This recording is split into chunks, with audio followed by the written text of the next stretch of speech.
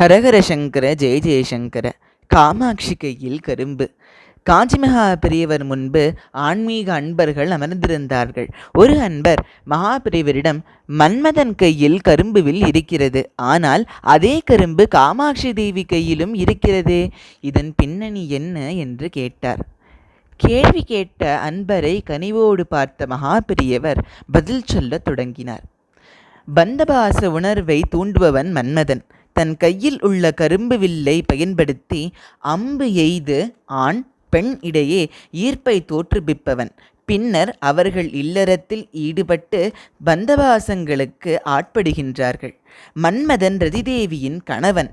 மன்மதனுடைய கரும்பு வில்லின் நான் எல்லா நாண்களையும் போல கயிற்றால் ஆனதல்ல. தொடர்ச்சியான வண்டிகளின் வரிசைத்தான் மன்மதன் வில்லின் நாணாக இருக்கிறது. அந்த நாணில் இருந்து 5 மலர்களை அம்புகளாக எய்கிறான் அவன். தாமரை, அசோகம், குவளை, மாம்பு, முல்லை ஆகிய மலர்கள்தான் அந்த அம்புகள்.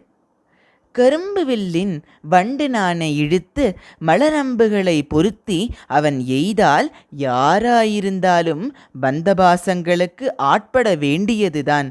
அதிலிருந்து எவராலும் தப்பிக்க முடியாது. ஆனால் ஒருவரிடம் அவன் ஆற்றல் பலிக்கவில்லை. தவத்தில் ஆழ்ந்திருந்த சிவபெருமான் மேல் தன் கரும்பு வில்லை கொண்டு மலர்களை எய்தான்.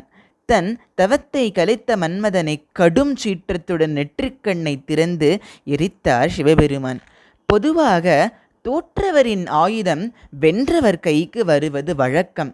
அதன்படியே தோற்று எரிந்து போன மன்மதனின் கரும்பு சிவபெருமானின் கைக்கு வந்தது.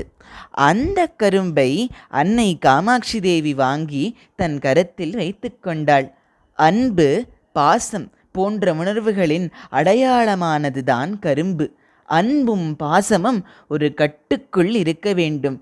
கட்டுமீறி சென்றால் துன்பம்தான். அதை உணர்த்தவே அன்னை தன் கையில் கரும்பை வைத்து கொண்டாள்.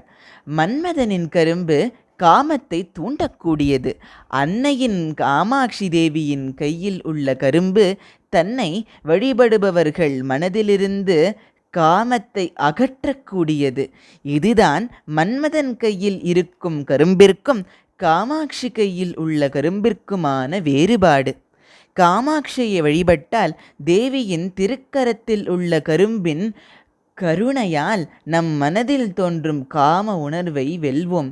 காம தகனம் செய்த சிவபெருமானின் மனைவி நம் உள்ளத்திலுள்ள காமத்தை தகனம் செய்து விடுவாள். எனவே காமாட்சி தேவியை வழிபட்டு அவள் அருளில் மூலம் மனதை தூய்மையாக்கிக் கொள்வோம். மகாபெரியவரின் விளக்கத்தை கேட்டு கூடியிருந்தவர்கள் பலனடைந்தார்கள். ஹரஹர சங்கர ஜெய ஜெயசங்கர.